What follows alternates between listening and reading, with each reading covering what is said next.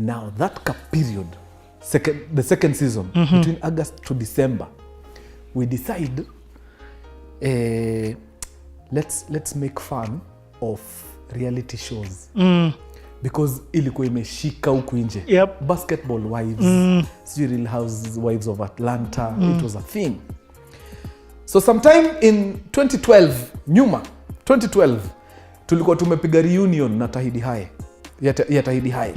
Ile tu we meet, go grab some nyamas, nyama whatever, drinks. Yeah. Just for all time's sake. Or not reunion that we are shooting a show. No. Just meeting. Ile tu tuna connect. Maze, it's been 2 years that tujaonana. See, we hook up, we do something. It was 2012 or 2013. I think One beginning of 2013. So we hook up with Dennis Mugo, Jay, Philo, some chicks we were together with in Tahidi, and we go to Lukenya. Lukenya getaway. Kuna place fiti sana, una swimo hapo. Yeah. And they allow you to cook for yourselves. And amongst the chicks that we'd carried, kuna dema naitwa Sintayo. Alikuwa naitwa Sintayo kwa show. Her real name is Judith Wairimo. She's an excellent cook. So we knew with Sintayo here, tuko sorted. So meeting point yetu ya kwenda shoot Tahidi ilikuwa Hilton. Hapo opposite Hilton kuna some chicken, some galitos na kuaga hapo opposite Hilton. So tulikuwa na pikiongo hapo 7:30. So even for this reunion, we decided to meet there. Decide situ meetingi pale mali tulikuwa tuna meetingi for all time sake tujikumbushe ndio tukutane sisi wote, we go together as a team.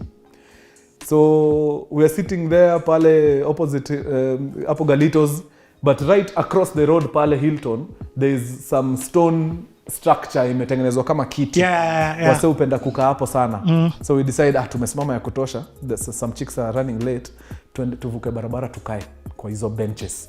So we sit down, tunakaa, and we're just observing people running their day-to-day activities in Tao. Tunaona wasa wana push mkoko, wasa wana push zile hand carts nini, makanga wako kazi. Nairobi is just beautiful. Watu wanapiga kazi. People watching.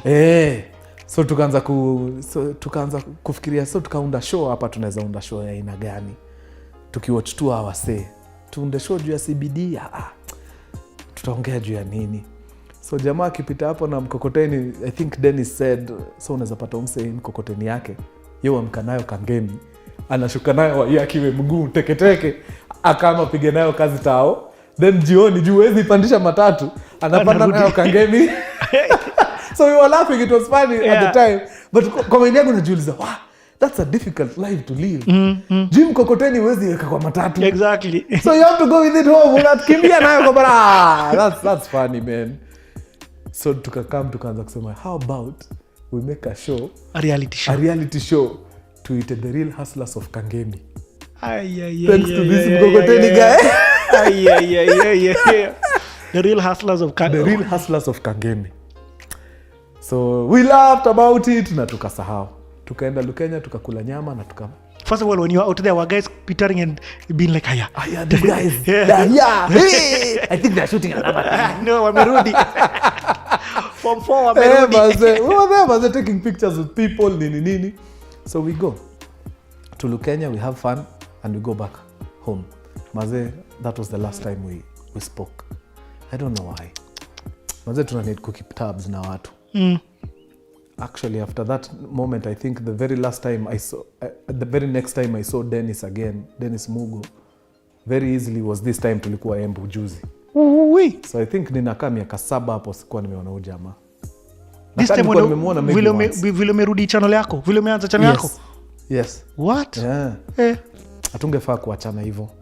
Mimi na feel ka tungeendelea conversations, bado tungekuwa tight knit, but ni sawa. Sasa tumerudi, good things are coming. So tumetoka Lukenya, kila mtu ameenda shughuli zake. So hapa kule news comes, we do a season, imeisha, people are starting to like it. Now we're in the second season. So the show, they said continue, you do your thing, man. Do your thing. So the show has a structure. The first segment we do current affairs. So we look for like 3, 4, 5 news items. Then tunazipatia a comedic touch. We just do parodies of, day-to-day political stuff, nini. Then the second segment is a bit bigger. We do a parody of something. just a parody of something. Yep. Tunatafuta kitu imeshika. We did a parody of the trend. We did a parody of some Wahindi films. We did a lot. Fast and Furious, we did a parody of it. Nice. Only that kwetu si magari zinakimbia, ni wachawi wanakimbizana Kisii. It was stupid, that show. And all of those are the ones you saying I've lost. Those ones are gone. Maze. KTN yaje. So, one time we discover there's this thing about reality shows. Hey bana, kila mtu ana watch sijui hip hop, inaitwa Love and Hip Hop, Basketball Wives, Real Housewives of sijui other places, yes, gani, Atlanta, yeah. New York, nini nyingi. Kuna kitu hapa. How about we make a parody of hizi? Sawa. I remember when the real we came up with a concept called the Real Hustlers of Kangemi. So I float the idea. Wadau, tunaweza fanya the Real Hustlers of Kangemi. Kali, inaweza. But then we sat down and started thinking about the logistics. Kwanza tutashoot Kangemi. It's impossible. Kangemi wezi shoot, bro. Taidiwa huko. Tukona ni noma. So we were discussing things nini hapo. Then we decided, badala ya Real Hustlers of Kangemi, wacha change. To flip. Sasa from the hustlers wale wa mikokoteni na nini to Househelps. Househelps wako na story na advantage zao zina happeningi kwa nyumba. So you can shoot anywhere. Yep. So now we came up with the Real Househelps of Kawangware. Unacheki. Wow. This was a segment on Hapakule News. That is insane. Yes. Now who was on this first episode? Real Househelps of Kawangware. Yes. Awiti. This is the one for Hapakule. Yes. Awiti, Njugush, Michireti, Jambi, a guy called Rio. Who was another house girl? There's a chick who was also part of Akina Jambi's crew called Demia Fabs alikuwa anaitwa nani wadau? Huyo, here's a photo. Yeah. My good friend. Atakach nimesahau jina yake. Anyway, yeah. So those guys were cast of Hapakule. Let me understand this. And this was only one segment. Alafu muendelee. Si tuende na shows zingine. So we did it, uploaded it and forgot. Hapakule News continues. So you did it, of course you gave it to the TV station and then you'd re-upload it now to YouTube. So ikisha air tu hivi 7:30 to 8 ikisha gonga YouTube straight and we forget about it. Continue producing. Then somebody, sijui ni nani huyo, many months later, like 2-3 months later, goes, sasa tushaingia 2014, tukoka Feb huko. Ikitu tulifanya 2013, that last quarter. Somebody goes there kwa YouTube, ile tu ana peruse, akiangalia watu hapa kule wamekuwa kifanya nini. Anapata hiyo segment ya Real Househelps of Kawangware, Hapakule News. Clicks.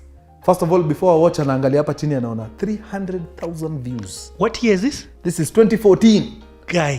Bro, mimi sijawahi ona video imefika hapo that time. That time, Dan. In fact, I can tell you, that time I started working for YouTube. Yes. So I know the first music video in this country, kugonga million. Unajua ilikuwa gani? Waire. Na Elaine. Before that, no Kenyan had hit a million views music video wise. 2014? Yes. Walai. I don't know. I think yes, at that time, yes. So understand it. Sasa hii unaona msee akidrop video inagonga million. 300,000 views that time ni excess. Hiyo ni kama 1 million. Yes, over. It's ridiculous. That is insane.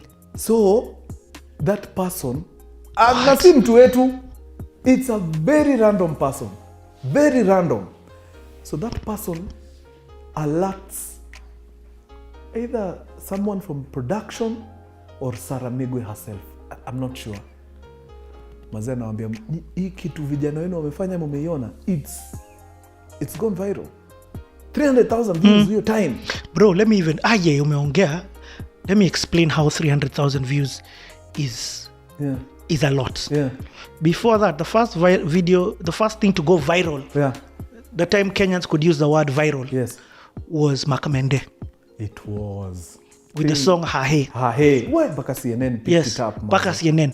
It's still, at that time, with all that, even CNN picking it up, didn't even surpass 500,000. Are you serious? Then. What? At that time. Even if here's a screenshot of how many views it's done now. So you can imagine, by the time, that time, in that short time, you're doing 300,000 views. Yeah. Bro, you're viral. Viral. Deadly. So as we are here, mesmerized. Baka Sarah shaona. Sarah Migo shaona. Why, you guys? Hey, have you seen? Well, good job. Good job, you guys. Kumbe, we are not the only ones who are seeing it. Someone from KTN ameona. Someone from Uko management. They go to the production manager Uko anawambia maze, kuna hii kitu watu hapa kule wamefanya and I don't know if they know it, but this thing has a potential to become a show. Ebu waskume. Tell them to produce it as a show. So Sarah anapigiwa simu. Anaambiwa, that thing you did for the Househelps, we need it as a show. Imagine. So, bro, this is madness. You know your story. If there's something that, if I was to theme this thing of yours, I'd theme it to that thing of Sylvia. Like looking back, the dots connect. Yes. Unezaje plani? You're just being the best you can be today. Exactly. Exactly. In fact, nitaitam hivyo. Wacha hiyo story ya wacha the dots connect. Hiyo ni ya babi. Wacha God afanye. Wacha God afanye mambo yake. That's the theme of this thing. Wacha God afanye mambo yake. Correct. Hii hakuna ati meticulous planning. Bro, hiyo imeni blow. Falling into place. So, news gets to us from Sarah. KTN wamesema wanaitaka kama show. How soon can you write a pilot? Kambia si watumie hiyo kama pilot. Kambia they need to see it stretched vizuri to 24 minutes. Okay, sawa, no problem. No problem. Again, si umekuwa ukifanya hizi vitu. Bro. Deadly. So I go and put down a 24-minute show. Chini nimeandika kabisa. So I give it to Sarah. Sarah goes through it. She likes it. Okay. So you'll also direct this. Was to talk. So you know this thing is new for us. So be writing. Alafu unakam una direct. Nikamwambia Sarah, wacha tu, let me just tell you, vile tuna operate hapa kule news, hatuwezi operate ourselves. It will never work. This thing needs to be shot in bulk. So that means I will be constantly writing. You need someone to direct this show. Okay. Wow. So now do you know a director? Do I know a director? When I feel. Worry no more, Sarah. You know why? Because I got you. Pop. Philip Karanja, my friend, it's time. It's time. Bro, it's time. Wow. Yes. That is crazy. Philip asked me, tuko na show mpya. Scripted by us, directed by us, cast by us, kila kitu by us. This is how Philip production starts. Bro, so now, I'm telling Philip, so how much time do you need naweza kushikilia? How much time do you need? 2 weeks? A month? For what? To quit? Bro, when's today? It's on Wednesday. Monday tuko set. What? Monday? Like, kesho kudo? Yes, I'm resigning tomorrow. What? Philip alimaliza hiyo wiki. Friday, thank you, it's been real. Asante sana Citizen. Monday niko place ingine. No. Adios muchachos, guys. You guys. Wow. Monday we were shooting episode 1 of The Real Househelps of Kawangware. Directed by one Philip Karanja. Written by Philip Productions. Bas. Kwanza, why Philip? So sisi tulikuwa tunasema productions zetu lazima zikuwe na impact, so you need to feel us.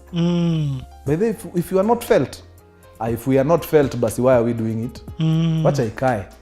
So we are doing productions that you can feel. Feel it. You need to feel it. That's why logo yetu ni kimkono.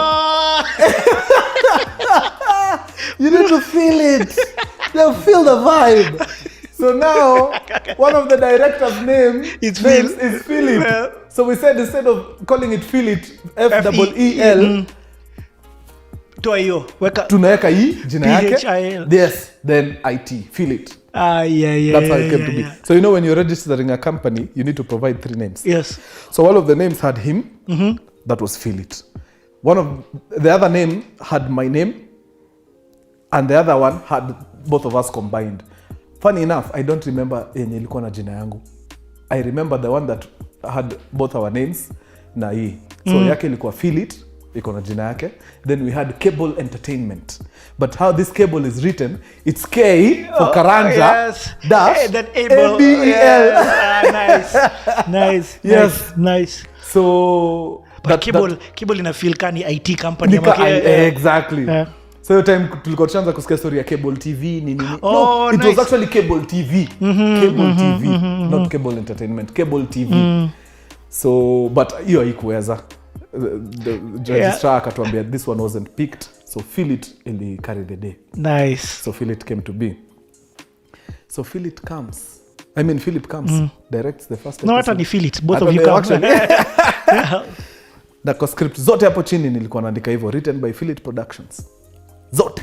If you go huko uulize tu production wakupatia all the 104 episodes I wrote, written by Philip Productions. Okay, let me ask you a question. Now umeingia another level. So do you know the way in music mimi nikiandika lyrics? Yes. Ndio unaweza funga hiyo mlango. Kuna ghost zinapenda story yetu mpaka zimeona ziingie tu. Nini sasa? What ghost zisikie. So let me ask you. Yes. You know, in music, if I write a song, for example, I Will Always Love You, Whitney Houston. It's not Whitney Houston who wrote that song. That's a song by Dolly Parton. Oh, ni Dolly Parton. See all the demo of Fugees. No, see Lauryn Hill. Oh, see Lauryn Hill. No. Okay. That song was by Dolly Parton. Yes. And then produced by David Foster, I'm saying Guinea. But then, so on the credits, anyone can sing that song. But when you're as a songwriter, the songwriter owns that IP. Unanielewa? Not the performer. Not the performer. It's the songwriter. It's a song that is, it's the royalties of that. Dolly Parton alitengeneza Do Mob na hiyo song. Someone like Diane Warren, kazi yake is just to write songs. Alright. And Break My Heart, Tony Braxton, huo mdem ameandika songs excess. Somebody like Babyface anaandika song na produce. Oh, nice. That's different. So that's in music. Yes. So you can live as just a songwriter. And your song can be made multiple times. Supposed to be like that. You get in your world of film. Yes. If you write the script. Yes. Can that happen? So you can negotiate for that. Unfortunately, production in music is very different from production ya film. Production ya film is extremely costly. Extremely. So even if you give me a good script, a proper script, there are percentages you can't take. Juu, the work is in the production. Mazi unaimagine kwa set uko na 200 guys, unawalipa wote. Film budget goes to the millions. So we'll agree, we umefanya kazi poa sana, tutakujenga, but very very hard upate umepatiwa more than 30%. At 20% ndio nakuaga max. But can somebody else in 5 years, kama sai niko na do, can I come and buy that episode of your scripts? Yes. And pay you as the script writer? Me as the writer? Yes. Umenielewa? Nimekuelewa. So hapo inakuwa tricky. Hapo inakuwa tricky sababu mimi nikishaandika hii script, nikishapatiana ni production house ndio sasa ina kitu. So anything that you want to do with this script, you have to talk to the production house first before mimi niingie. Mimi I was working. So you sell your IP rights. Sell kabisa, we enda whatever they want to do with it, wacha wafanye, as long as wewe wamesha kulipa do yako. That's up to them now. Okay, nimekuelewa. Nimepata sasa. Yes. So where was I? Philip amekam, tumepiga Househelps, imeenda. So what we did, the pilot. Yes, the pilot. So what we did, we shot the pilot with the same guys wa hapa kule. Same. The pilot goes watu ni gangsters hapa nje. So the pilot goes to KTN. They watch it. They're like, this thing is fire. This one we can't dilly-dally. So watapochiwa, watachukuliwa na watu wengine. So they don't even tell anyone. They go and cut a promo for 30 seconds. No. Gangsters. No way. Me and Phil. No way. We are in a kibanda. Tuko kwa kibanda maze. Tunakula chapati dondo. Pale kwa kibanda kuna TV. The way they have television sets kwa vibanda. So we are munching our chapati dondos. I don't know if that kibanda was the one for the Wakorinos. Filo hiyo ni ile kibanda ya Wakorino. Maze kuna Wakorino walikuwa wameiva. Guy. Tulikuwa tunaenda kwa hiyo kibanda. So sisi tunakula dondo yetu pale maze, tunaona tu coming soon on KTN. Wewe Michi unanizoea sana wewe. Those are my lines. These guys cut a promo and they put it on air. So tunacall Sara na muza, mumepanga na watu mumeagree ama? Sara hata yako in shock. Nimeona promo nikashtuka. So now what do we do? Let's just produce. Sharp! Tukaingia kazi. What? So the entire cast of Tahiti wakafurahi. Hapa kule news wako na show mpya. So now hapa kule news haina cast. So we had to call for an audition. Tukaget watu. What do you mean? The whole cast of hapa kule news is now, say hao ndio watu nilitumia for the Real Househelps. So hao wameenda. Sasa now for hapa kule we need to audition again to get new people. Juu hao washaenda Househelps. Na hakuna vile wanaweza shoot Househelps na hapa kule. Juu the shooting ni nini? Ni Crazy. Hawezi both. But at the same time, all these guys from Kibera here, there, all these other guys that you have seen now they've become actors. Njugush included. Ako hapo anatesa mbaya sana. Deadly. So hata yeye hapa kule akatoka. Njugush hakutoka hapa kule. So all the other guys left apart from Njugush. Because now Njugush had graduated. Hold on. So Njugush became a regular now on Hapakule. Every week. Yes, every week. So by the time Househelps was coming, he was not only an actor on Hapakule, he was part of the creative team. So lazima habaki. Bro, did you feel like Njugush was you are his apprentice? Kabisa. In fact, we had this conversation one time when we were shooting Hapakule. We had like a small field, haiko inatoshea. We were like a cast of 9 na gari na beba tu watu 5. So tulifinyana. So badala ya 5, watu 7 wakakaa ndani. Then sisi wawili, mimi na Njugush, tukakaa kwa boot. So we were seated ndani ya boot mazee, just talking. Nikamwambia, bro mazee, sasa hii mali life yako imeingia. Wewe ume take off. Now you are gone. Akaniambia, mazee hapana bro, sema hivyo, bado tuko na nini. Juu alikuwa anaanza kuona umse anataka kuniachilia huyu. Unataka kwenda wapi? So anatoa hapo kuniambia ati hapana, wewe tulia, bado tujaribu tuone naambia wewe buda, wewe utaniambia. Wewe in fact wewe mambo yako sasa nishamaliza, acha nimulike watu wengine. Very soon utashika hivi kwa mkono wako 100,000 na itakuwa such regular money for you, hata hautakuwa unafikiria about it. Aniambia 100k. God, buda, unavuta bangi wewe. Na hivyo ndio ilienda kukua. Iko siku tu aliitiwa check, akaangalia akaona hapo 6 figure. Maze juu kujituma. Jamaa amejituma deadly. So anapiga Househelps story anapiga Househelps, anapiga hapa kule kama actor na bado yeye ni creative hapa kule. So gigs kikam Protel wana need mtu wa kuenda kuchekesha watu huko kwa gigs za Protel, Njugusha na Skumo huko. So alikuwa na tu vitu kajipata ameanza kushika tu pesa polepole huko, ana build kikosi nini. Awesome.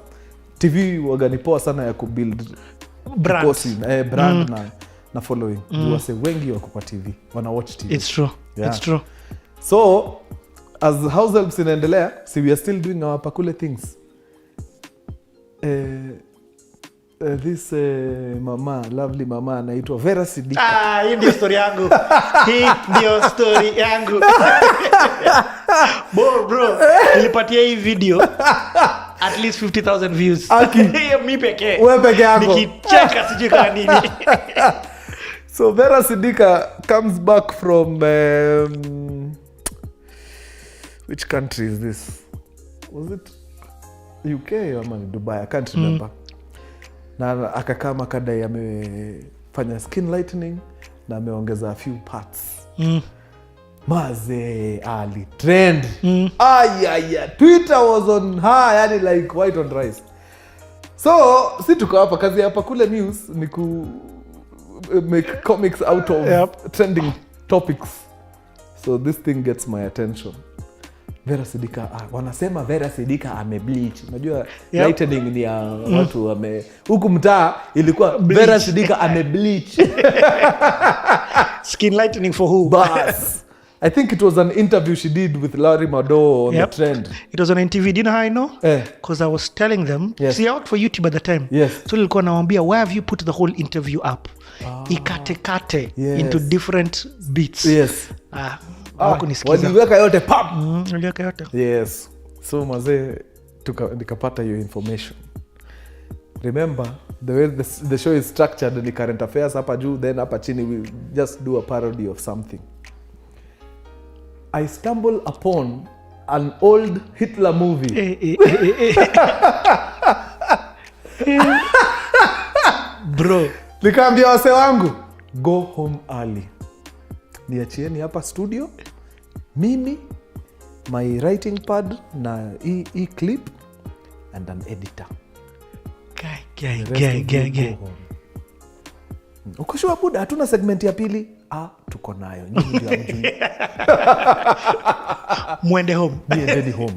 Niacheni tu hapa na jamaa anaitwa Samuel Wamohio. Samuel Wamohio was the editor at Apakule.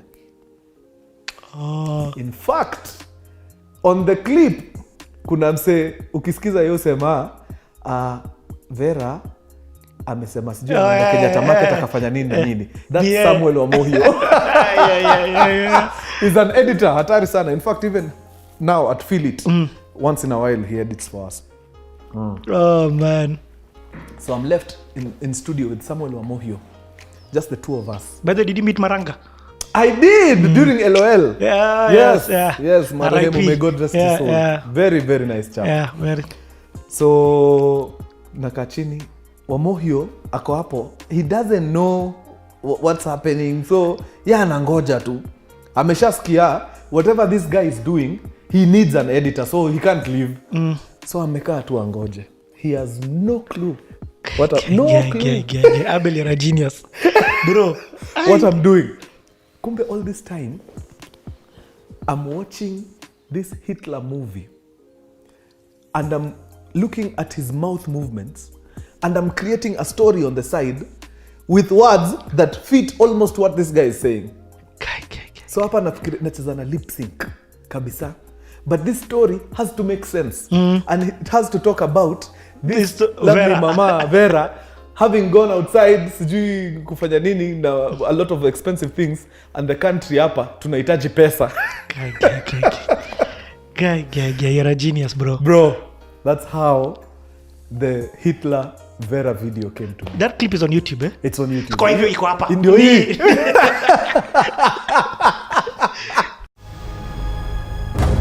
Tufikia ni kama hivi buda boss. Buda mmetwa Vera ameonekana mita za Abuja kibagembe ya weave. After hapo akaingia teke area za Lagos, mali ameonekana pia akiuliza bei ya jik ya kubalisha skin color yake. Haina mambo. Akirudi mpeleke Kenyatta Market. Boss. Vera ameenda UK akajibleach na 15 million. Alafu akaseti wave ya 450k.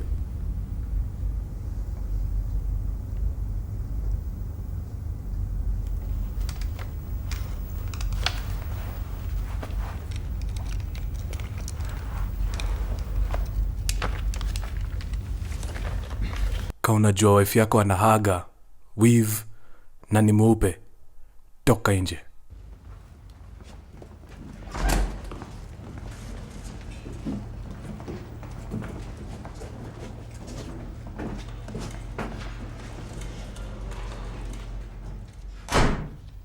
Ni mbana huyo dem!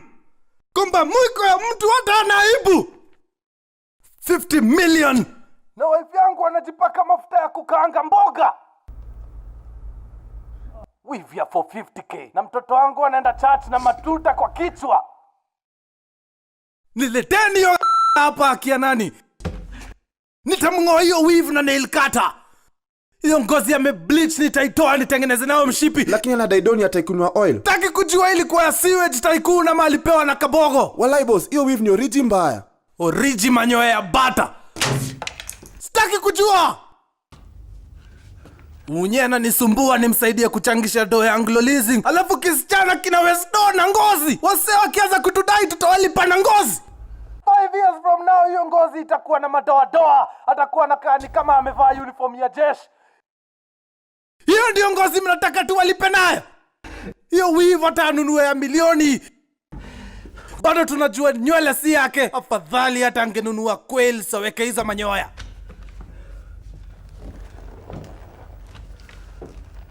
Kazi ni kutuak tu. Sasa zile wasichana wa age yake wanashinda maoscars na ngozi nyeusi wakiwa kipara.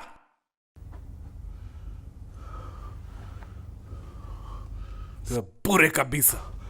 Sasa itabidi tuombe Lupita Nyong'o loan ndio tulipe Anglo Leasing. Unafikiria mtoto wangu anasikiaje na hizo weave zake za 300? Hawezi hata simama kwa jua dakika 5 kabla hajaanza kunuka mbuzi choma. Weave imezeeka mpaka inatoa nywele za white. Usijali baby, hata Abuja ni weave.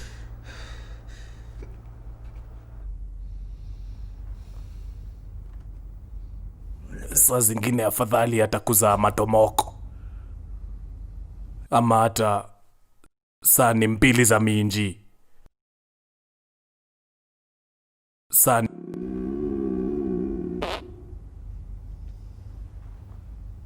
Wacha nikuambie ghasia hii.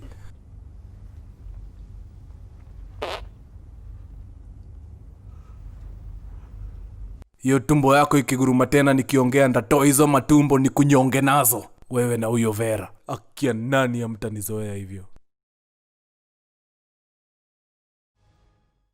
You guy, let me tell you, this is skill. What you've done. Yes. The fact that first and foremost, I'm glad that we get to tell this story. Correct. Because people see actors. Yes. People see the people on the screen. Yeah. So majority of the time it's actors. Yes. You may see the people costume design and things like that. Yes. But rarely do people see you. Good. And they don't understand you are so important. Yeah. In fact, without you, Yeah. none of these other people can play a part. Oh yeah, it's true. Maze. Hey bro. Say God. Na hii kitu ni skill no ngoja hapo. Naweza chukua juice yako. Hata nichukue juice yangu. By the way ni juice by the way. Hii sio it's juice. Which is very good grape juice. Fuck, they should sponsor you. So, akisi uongo. Nitawaongelesha kwa channel yangu. Nimekunywa hii juice yenu for so long. In fact, I will talk to you. I can't even say it. Ni pick and peel. Ni pick and peel white grape. Pick and peel tupatieni kazi. But on the real, Yeah. I found the level of artisticness, Yes. artistic things, Yes. creativity Yes. in this clip. Yes. First and foremost, the script on its own. Yes. So the storyline of Yes. how she's done this, that, the other. Has to make sense. That storyline, it was hilarious. Correct. Number 2, the punchlines. Okay. I don't know, amenunua weave kutoka, I don't know na huyu. Zinaenda tu. The punchlines were so hot. Top comic. Then, nice. So that's how I used to write my scripts. Hata hizi za TV. Oh, we are seeing. Yes. Punchlines.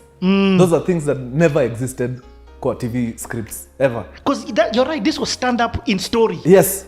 In fact, I can say here for a fact, na si ati najigonga kifua. There's a way I scripted Househelps.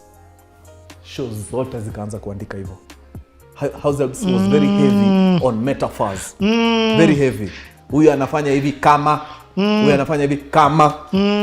Kila mtu akaanza kuandika hivyo. Kila mtu. Utadhani, amefanya hivi, utadhani. Hizo ni metaphors. Yes. As nini ni kaka simile. So kila alikama kaanza kuandika hiyo samo. Hiyo design. Wewe unaweza kuwa musician mbaya. Unaweza andika mstari mbaya. Atari. Juliani hata kuangalia hivi. Mimi na kina G-Wiz. Kuna mse kwa comment alisema hii buya Abel bana, uingie studio tu. Rosafi. For real. Okay, but on the real, I really respect this level of script writing. So zingine when we don't see it in and I'm glad that I'm able to see it off you. I know there are others who came before you, but how you did it for this clip. Yeah. Bro, li crossover. Mimi sikuwa mse wa kusikiza hizi.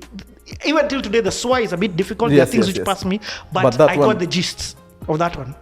I loved it. Shukran. Big up. Shukran. Big up to the script writing. So that's after Househelps. Now that went viral. Yolienda. Deadly. Deadly. Ilienda. In fact, kitu tu ilifanya tukashindwa kui-monitor ni juu kila mtu ali-download aka-re-upload kwa their channels. Yep. So it's everywhere. Yep. Ingekuwa tuko one channel tuseme iko hapa pekee. Yeah. 1 million straight. Easy. Straight. Hey, that one was fire. Yeah. Vera alikupigia? Akupiga, but aliongea kwa forum fulani akasema aki Kenyans are so funny. Oh my god. Vera. So okay, now back to Househelps of Kawangware. Yes. So it goes. Househelps goes. From season 1. From season 1 becomes something else. Kutoka the first season. Hivi. Mimi sijaiona hivyo. Inaenda.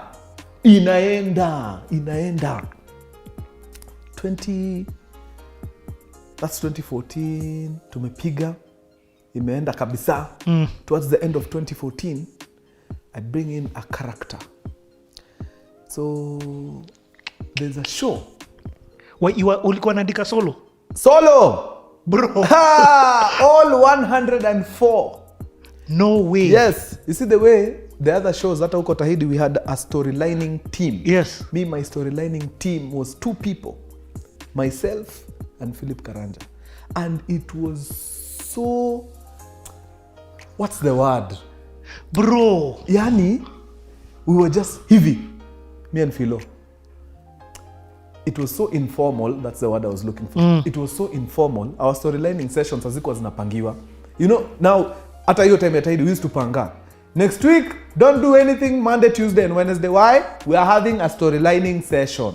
We go there in the morning, we go home in the evening, we come back again the next evening. For 3 days, we are storylining. Me and Philo, the way we storylined Househelps was kwa corridors. Na by the way, buda nimekuwa nikifikiria, unaonaje tukiintroduce character fulani nini? Inaweza. Hiyo session imeisha. That's how we storylined the whole hivyo. Tulikuwa tunakutanaga tu. Tukikula lunch mahali, by the way, unaonaje tukifanya ABCD kali inaweza. There is no day we deliberately sat down like this with notepads. Now let's storyline. Not even one. That's how we... Ulikuwa na operate on passion crazy. Kabisa. So ideas zikirushwa tu hapo, anajua nice, Abel ata execute. Nenda nakaa chini natoka hapo na blockbuster. 104 episodes. Okay, now on this time, what does it take to write one episode? What do you do? So now I have, wacha tuanze from the beginning kabisa. Hii ni by the Lipa. What he's giving you is gold, Boss. So now we sit down and we agree this is the concept. Is this the concept? Yes. What is the log line? What do you mean by concept kwanza? Concept ni issue ni about nini. Oh, for example, Yes. kama vile hii episode for example ni how Abel Muto was a script writer. Kitu Good. kama hivyo. Now that is the concept. Kuna kitu inaitwa log line ama synopsis. Basically summarize this show Nimeget. in 2 lines. A group of house helps from various parts of the country congregate in a city for work and they exist with each other's differences. That's the log line. Ukiwachi kipindi jua hadi wasee wametoka Nyanza, Murang'a, Meru wamekutanishwa Nairobi na job. But apart from hii job yao lazima wa exist. Differences za culture, differences za ideologies, differences but they must. So that's the log line. So whatever you do, stick to that log line. Put them in situations ambazo zina clash. Start. So now with those, unaweza kimbiza hiyo kipindi vile unataka. So we have the log line. We have the concept. We have the log line. Now let's characterize. How many people are there? There are 5 house girls and 1 guy who sells maremare and 1 wochi. Yeah. That's Juguna Maremare. Yes. Ni Chireti jamaa wangu wa Kibira from Atalanta ya Winston. Amekuja sasa yeye ni watchman, ni caretaker. And there are 5 house girls. Take kila character. What are their pains? Pains zao ni nini? What do they want to achieve at the end of the day? Yeah. Do that for all characters. So like Njugush, what did you want to achieve? Njugush alikuwa anataka tu love life fiti. But alikuwa anaangukia the worst of chicks. So Njugush, goal number 1 ni kuomoka. Lazima atengeneze pesa. Alikuwa na believe if I have good money, I'll get the chick that I want. So money kwanza inamchenga, then he's getting the worst of chicks. The worst. Awitia kwa hapo anambuli left, right and center, as in the worst. Hiyo ilikuwa pain yake. So every episode he was working towards making money so that anaweza please. Already alikuwa shamulika cut them to hili. Anajua hapa haki clearly one of them. But some pesa ikubali. Yeah. So all those house helps had their pains. All of them. So as you are writing, kumbuka pain ya huyu ni. So when do utatuambia hii goal yake tutaiachieve lini? Is it after 1 season? Is it after 1 year? Yeah. I get. That's how show Cut the Bold and the Beautiful ilienda 30 years. Yes. Juu sasa walisema hizi pains zao tutazikimbiza mpaka huko ya 2020 na sasa hiyo tuko 1980. Yes. Bas. So you do that for all the characters. So twende. Alafu since it's a comedy, try as much as possible to put them in very weird situations. So comedy, ukitaka comedy fiti, chukua msee mweke kwa situation very different from very different from their norm. Yeah. And so how do you know when one episode starts and when one episode ends? Ama that's in the concept. So yes. Okay. So you see these pains, the pains are to push us seasons long term.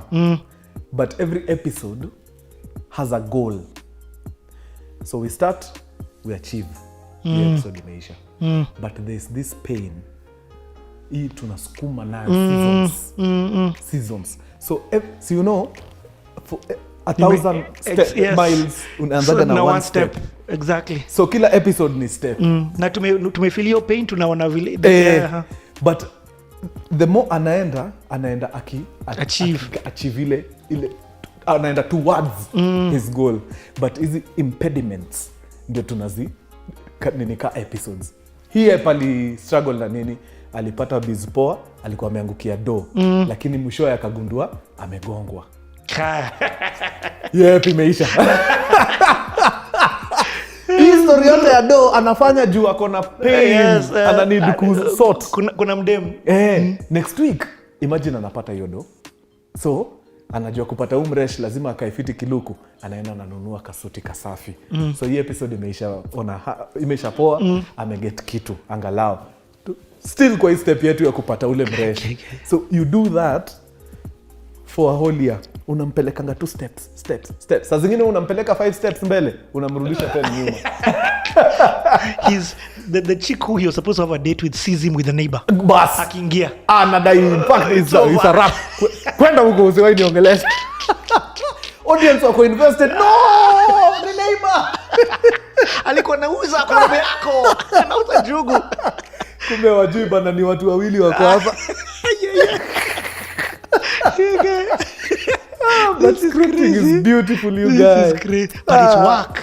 It's a lot of work. Because even all of these people's stories, as much as they're individuals now wako na stories zao, yes, the story also has to tie sense and be one. Exactly. It shouldn't feel like kuna hii naenda hivi. No. Yeah. Lazima, there's a lot of technicalities involved. And then you have to, even though it's comedy, yes, you have to still bring emotion. Na sasa hapo mimi nilikuwa nawatandikia hapo. Sababu hii episode mtacheka ndio, lakini kuna mtu atalia. Na ni comedy show, but kuna mtu atalia. Juu you speak real issues. You put them a bit lightly, lakini inagonga. Hiyo nimeisikia. Yeah. Hapo tulikuwa tunawachapa deadly. And did you have, let me ask you, in fact, this, do you always have a bigger impact in your script writing? Ukona, you know, you have really cleaned the airways, even though I'm interviewing you. Yes. I'm about passing inspiration, education, and entertainment. Correct. Utacheka hapa, utalearn kitu. Yeah. So you will not see rubbish ever on this content. Can I shock you? Those 3 words you've used, those ones. Exactly. Inspiration, education, entertainment. Exactly. Exactly. That's what I do. If it does not inspire, it does not educate, ama entertain. We share. Achana naye. That's why even my YouTube stories zisipokuinspire zitakueducate. Naweza kuja nikwambie nonsense for 20 minutes, lakini kale ka segment ka pale kwanza ndakwambia goldfish inakuwa na memory ndogo. That's a fact. Hiyo huko unajua, nimekueducate. Hata nikikwambia nonsense 20 minutes, kale ka opening kangu kamekwambia ukweli fulani. Na hiyo nonsense ni entertainment. Ni entertainment. You understand? Unacheka. Ndakupigia story ya vile vitu nilifanya useme guy, that's so inspiring. Ama nikupigia story ya mtu vile alifanya nini mpaka that's so inspiring. So mimi I either inspire, educate ama entertain. Kama haifanyi hizo, let's not do it. And tunarudi hii story, but tumeingia something that for me is the core of my heart. The power of the arts. Yes. There's something we post the other day. A chick was about to commit suicide. Correct. Na akakamkwa channel yako. Maze. Na aka laugh. Yes. And through that, being on your channel, she wrote to you and said, by the way, I'm not taking my life. Again. I won't entertain that thought. Yes. Sasa let me shock you. Huyo ni mmoja tu nilipost. Ni mmoja tu. Mi uonaga ni kama usipost, wacha ikuwe tu between me na mse. But mtu akaniambia, bra, au tufanyie justice. Mse akikwambia hivyo, tuwekee tuone. Juu, trust me, si umdem peke yake. Wengi wanafeel hivyo. Wengi. Especially in this corona time. Exactly. So kuna mtu ajai interact na channel yako kabisa? Never. But aliona tu your Instagram post. Akisa, mtu amesema alikuwa on the verge of suicide, but sasa huyo mtu alikuwa pia yako messed up. Sasa amepata avenue, ataingia kwa hiyo channel na watch. Had you not posted it, maybe kuna wase kadhaa wangejua una exist. You know, for me, what really blew my mind, first of all, spirit connects to spirit, hence why umeka hapo. Yeah. But I say the arts are so powerful, they can change lives. Yes. You get what I mean? Yeah. And you are proof. Yes. But to musicians, there's so many musicians out there, actors, visionless. You see, you at the end of the day, unafuata your vision. Correct. Ndio, the real fruits of your vision ni your, yes ni poa, hizo vitu, they are all needed. True. But the true fruits, the things which will always stay, even after you've gone, ni hizi stories. True. Very true. Of education, entertainment, and inspiration. Sa, turudi. Hii siti yetu tumeruka. Tunaenda kwenda. So, uko season 2, season 3. Househelps, season 3, yes. Episode 70s, hiyo ni season Episode moja kuna how many? 12? 13. Yeah. Okay. So actually C70s ni episode 30s. So hiyo ni season 3. I decide, Philip and I decide, there's this guy tumekuwa tukiangalia anakaa kuweza sana. By the way, unalipwa at this time Dosa hii ni... Do sasa imerudi. Sasa tumerudi. We are back. Kwanza the new shows, ile so mbili tuliondokea, tumerudi huko. I love it. Mimi, Philip Philip bado juu yeye anafanya tu Househelps pekee. So anapata like half what I'm getting.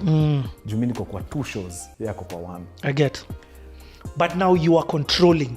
You are the lady. What was her name? Sarah. No. The lady for Taidi. Wamoyo. Yes. You are her. Yes. So actually Philip hapa akikuja kukula hii kidogo, ameacha do nyingi huko, ameacha ile so mbili na upuzi huko. Amekuja hapa ako chini.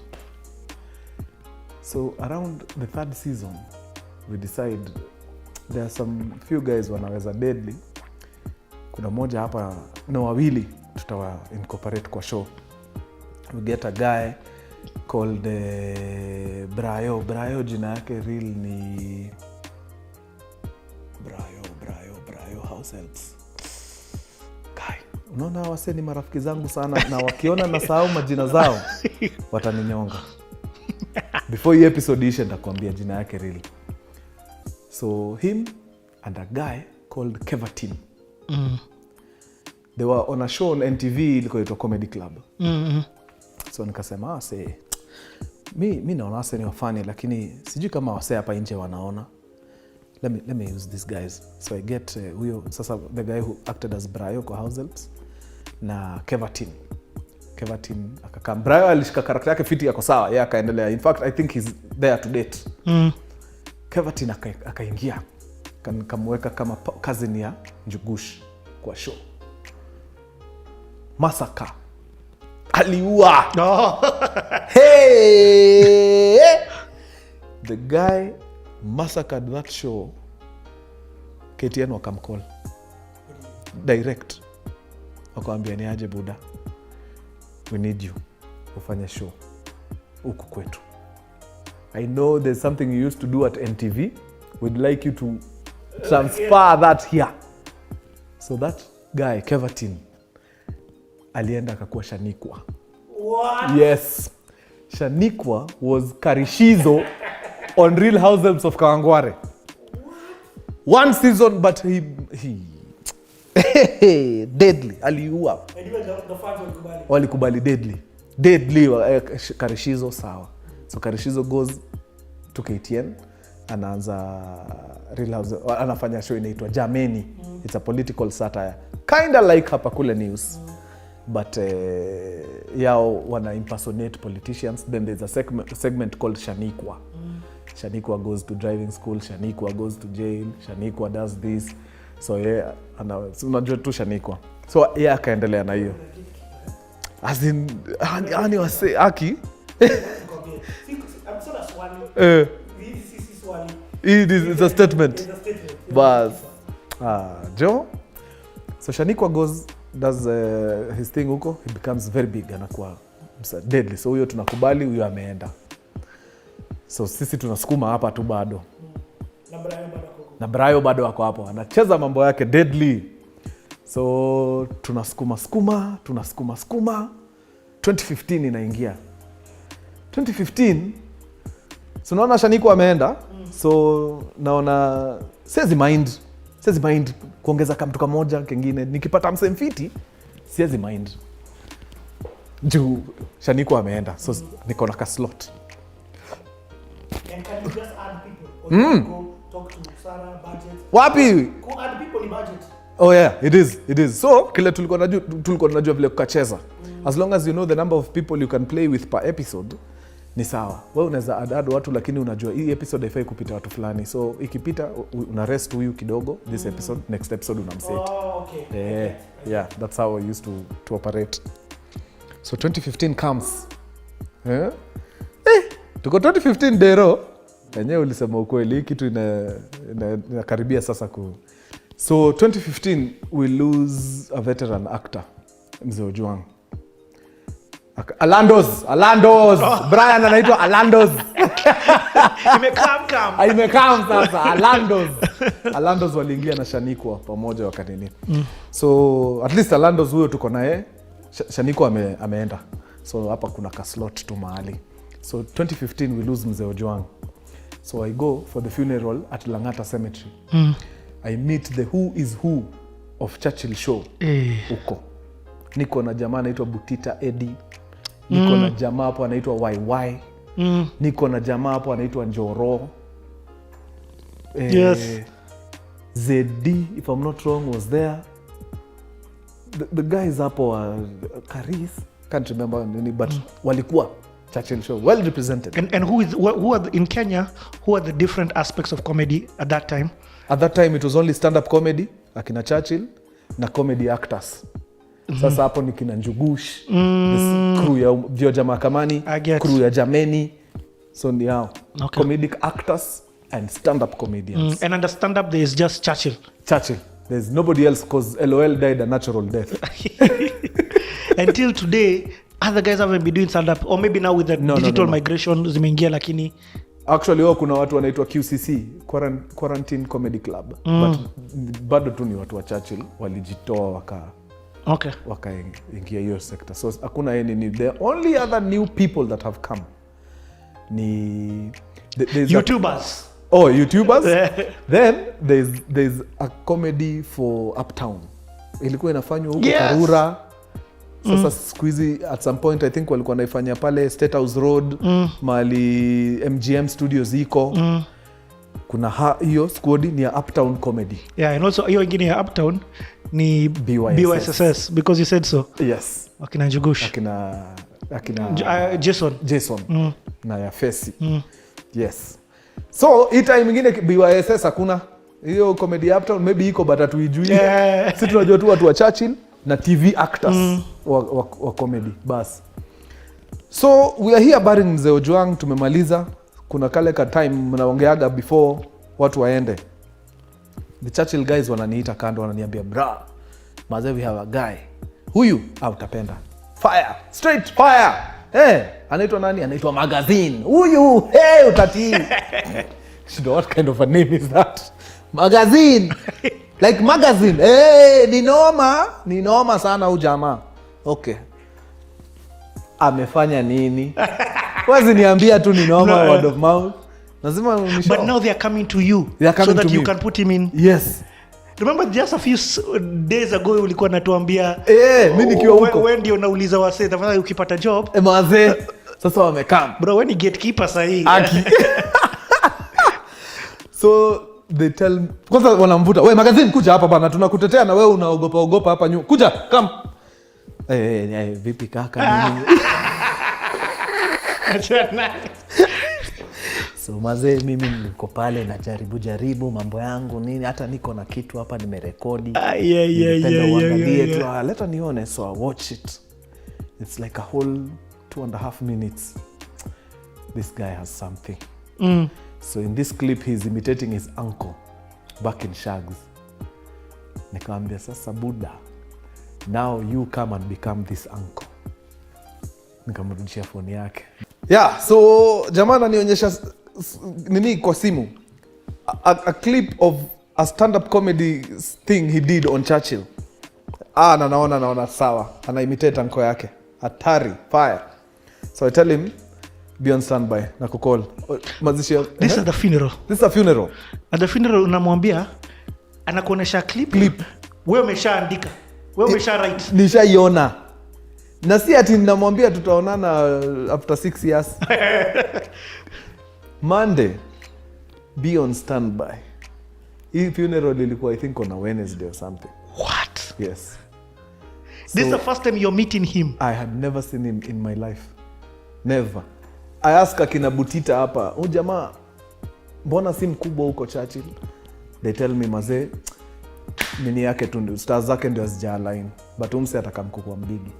But mimi na feel he'd be much bigger with you than with us. Kaambia sawa. So I go home and I write the next episode. Next! See ati tu, the next one. In Househelps, there's a mama called Trufena. Yeah. Turu. So I decided to bring Turu's cousin from Shags. Then I put in this guy's name. I don't have a name. Huko anaitwa Magazine. So in Luyaland, they have this dish called shitiani. Dero nimedanganya. Iko sawa? So shitiani ndio itakuwa jina ya jamaa. And his aspirations is to become a DJ. So in Shags, they have things called disco matanga. So disco matanga ni ile disco inachezangwa wakati mko kwa matanga. When you're fundraising, kuna kugana dunda, because you know they keep their dead for some time. Like hata 2 weeks. Ndio mnachanga mnapanga arrangements za manini. So usiku kuna entertainment. Hiyo ndio inaitwa disco matanga. So DJ huyu Magazine is a DJ who aspires to become big. So as at now ana mixing it to madisco matanga. And his name is Shitiani. So he's shortened it to DJ Shiti. Yeah. Bro, umenimaliza. You're the one who gave him that name. Funny story. Hakuwa anaipenda. He called me like twice. In fact, in that first episode, one of the first lines he said was, he was telling now the cousin Turu, mimi sasa siku hizi nimekuwa TJ. Ukitaka unaweza kunipata kwa mitandao ya Twitter kama @shititj. My producer at the time was this fly mama called guy. Na mbona leo nasahau majina za watu hivi? Guy. Nasahau aje jina ya producer wa Mainaki. She was laughing like crazy. Shiko Waithaka. Yeah. Shiko ended up by the way becoming a stand-up comedian kwa ile comedy na kushow ya Uptown ya watu walikuwa na performing Karura wakakuja hapo MGM Center studios. Shiko became, kumbe anapenda hii kitu ya comedy sana. I didn't know. So alikuwa na devote sana the way I write nini. Kumbe she's brilliant. Anaua huko nje mbaya sana sahi. She was a producer. So that's how. So you call him now, hey boss, hii story nataka kuisikia. So you call him now, you give him all his lines and you tell him when he character unatoka huku umekam Turu ni kazini yako. So go kill it. The script, here are your lines. And he was reading the script like this. Akanikola akaniambia, bro, kwani umeishi na mimi? Yani naona hivi najiona. Wow. Alitoshea. And now when that episode aired. So initially we were just trying him tuone tu kama ataingia fiti. So hata nikifikiria nilikuwa tu namfikiria for 2-3 episodes max. Then to gauge if he's good, now we give him a major role. Bra, 1 episode stamp, this one is staying. Aendi chakaya hapa, and he chapered the rest of the seasons until I left. Guy. Bro, who ni msee uli meet on like Wednesday? Kamwambia kama Monday akapata job. Yeah. Show yake ilienda on air 2 weeks later. Nakuru haikushikika. Because Nakuru he was a big deal huko. Alikuwa anajulikana. But huko Nairobi nobody knew him. Alikuwa anakula shida. He was sleeping in Tao with those lales from K Street. What? Yeah. So hao ndio walikuwa wanampatia place ya kulala usiku, asubuhi anaenda kutafuta namna. Yo. Yeah. Househelps mazee imetoka hivi after 2 weeks anagongeshwa kachek. Gag. Joe, I don't think he even had an account. Yeah. I don't think so. Bro, how does it make you feel knowing? Mimi hata ninyime kitu yoyote, but just that it's enough. My work here is done. Mi naweza sema saa hii ni hivyo. And I'm sure there are many others who you've done this for. Wengi. The people, nilikuwa naenda drama festivals kuona watu wangu wa KMC wakiperform. And I see them from other institutions that are rivaling us.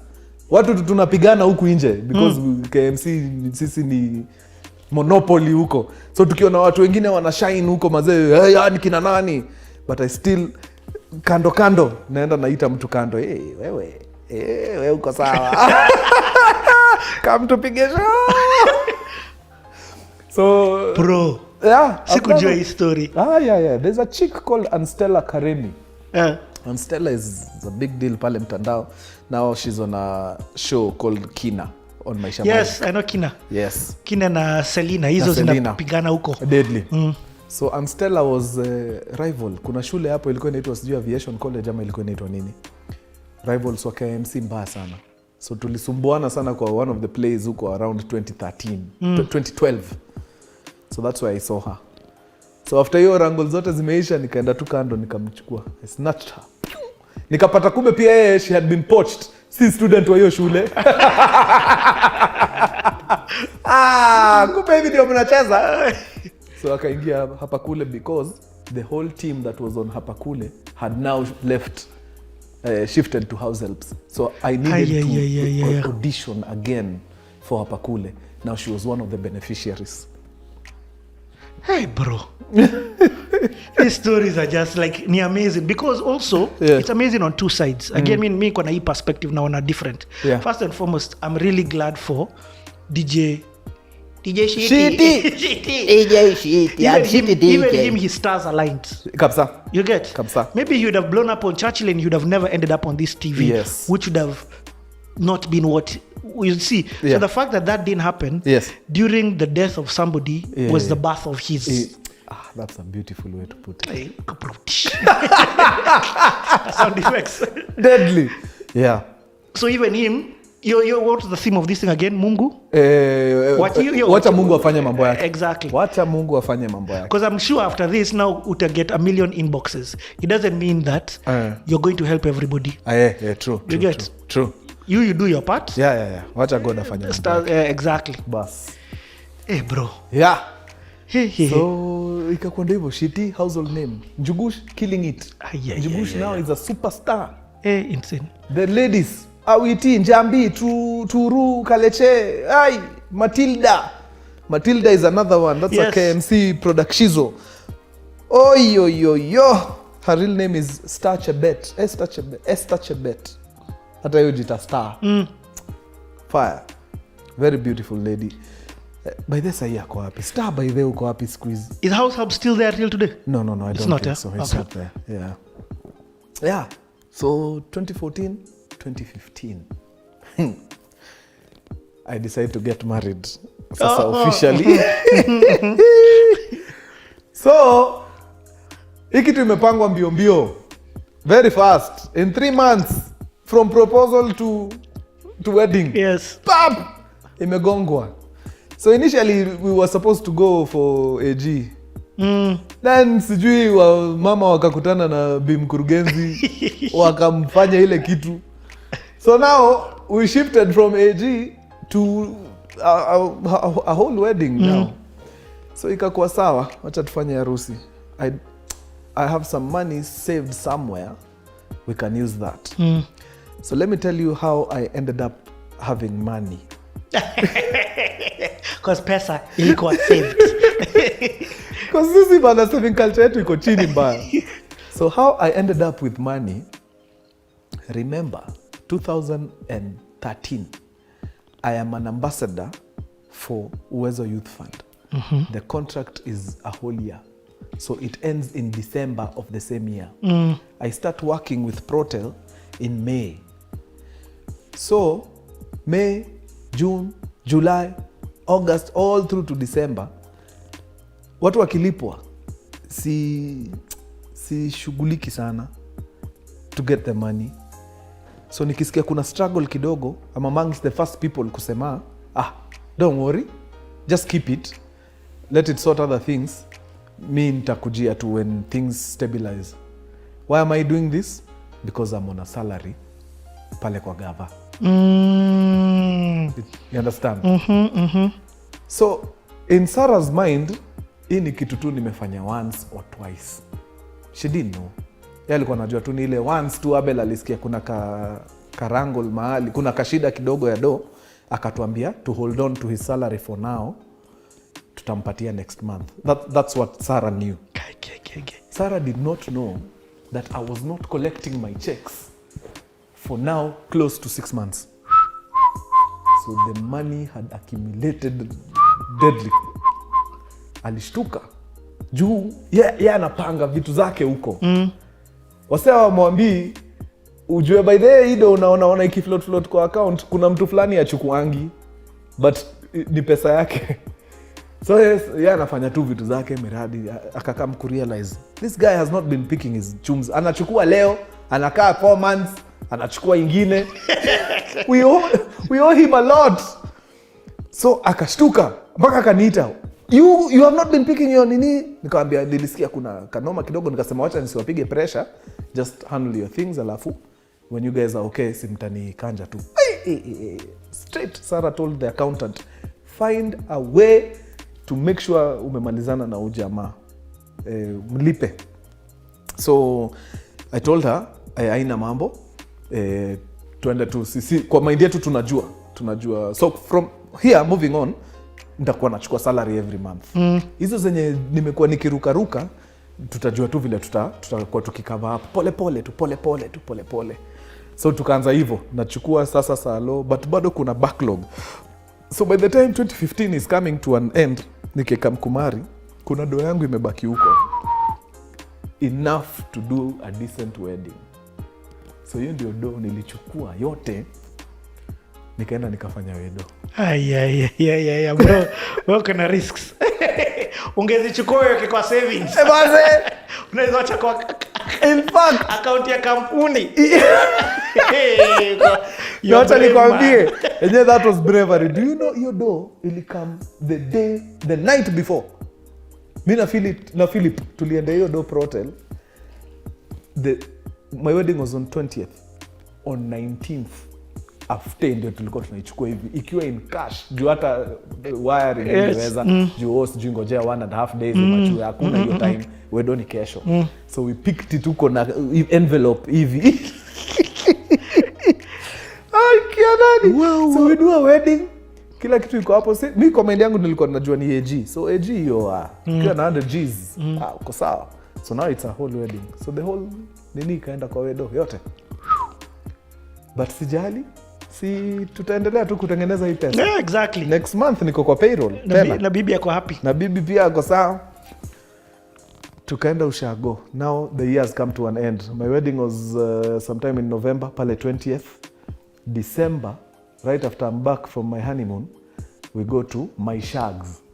The entire clique, the Philips, Philip Karanja and Catherine, the Kimanis, that's Njogosh and Wakavinye. The Moraidis, yes. The Moraidis, sasa Bob Moraidi, I told you Bob Moraidi is Nani's nephew. Oh yes, even the Moraidis. The Moraidis, they come to my shags. Oh no, the Moraidis hapana, sorry, Moraidis hawakuwa. So it was us and the Karanjas. We were just the two of us, the two families. We go to my shags in Machakos.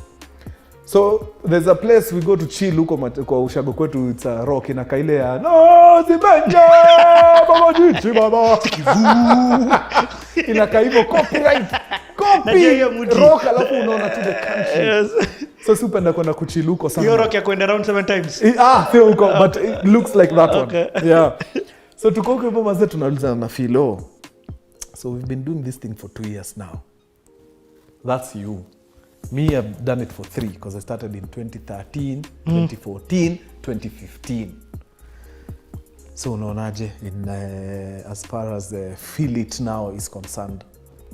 Do unacheki even when the shows end, they credit us as individuals. Script by Abel Mutua, directed by Philip Karanja. From an outsider watching, anafikiria sisi we are employees of Protel. But that's not the case. Sisi hata ukiangalia script zote nilikuwa naandika hapa chini Feel It Productions. Don't you think it's time sasa Feel It ianze kujulikana, iende kwa macho za watu? Yeah, I agree.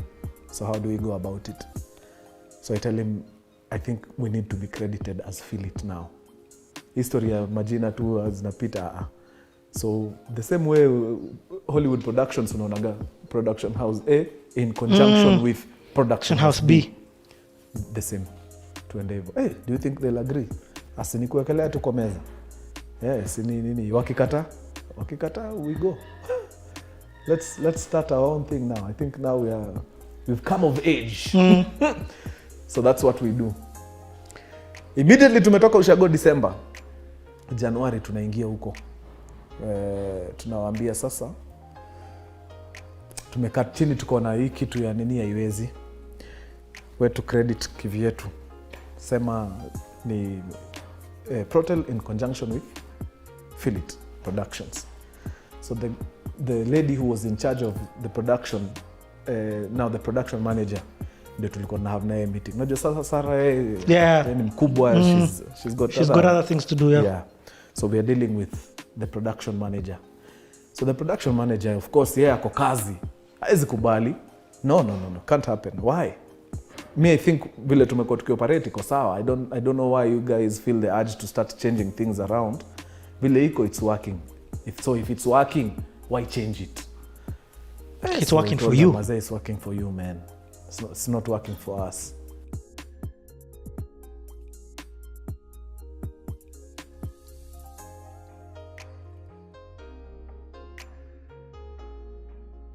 Robin West.